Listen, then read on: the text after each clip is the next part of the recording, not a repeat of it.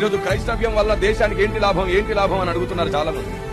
ఒకప్పుడు సతీ సహగమనాల పేరిట భర్త చనిపోగానే భార్యను చితినెక్కించే సంస్కారం సాంప్రదాయం మన దేశంలో ఉన్నప్పుడు రాజా రామ్మోహన్ రాయ్ గారితో కలిసి విలియం కేరీ గారు పోరాడితే ఆ సతీ సహగమనం ఈ భారతదేశంలో ఆపింది బ్రిటిష్ ప్రభుత్వం. పోరాడితే జరిగిందని. ఒక క్రైస్తవుడు భారతదేశ ఆడపిల్లలు కాపాడాడు. భారతదేశ ఆడది చితిమంటల మీద చిదిలిపోకూడదని కాపాడాడు ఓ క్రైస్తవుడు. ఆడపిల్లలు చదువుకోవాలి ఖచ్చితంగా అని చెప్పి విశ్వవిద్యాలయాలు పెట్టాడు ఓ క్రైస్తవుడు విలియం కేరీ. కుష్ఠరోగుల్ని పట్టించుకోకుండా ఆనాటి ప్రభుత్వాలు కూడా దేశం బయటికి, ఊరు బయటికి, పట్టణాల బయటికి వెలివేసి బంధువులు, కుటుంబం కూడా పట్టించుకోకపోతే ఎక్కడి నుండో వచ్చింది ఓ క్రైస్తవురాలు.